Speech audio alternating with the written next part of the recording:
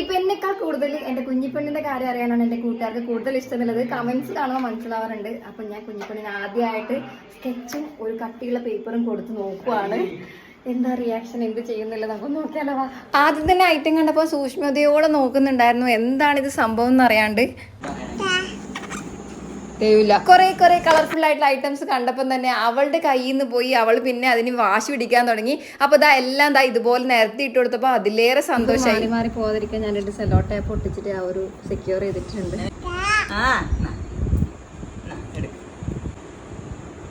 ശരിക്കും ഞാൻ ഭയങ്കര എക്സൈറ്റഡ് ആയിരുന്നു എന്തായിരിക്കും ചെയ്യാന്ന് അറിയാൻ വേണ്ടിയിട്ട്. അവസാനം കുത്തി വരച്ച് ആകെ ടൈൽസിൽ അടക്കം വൃത്തികേടാക്കിയിട്ടുണ്ടായിരുന്നു.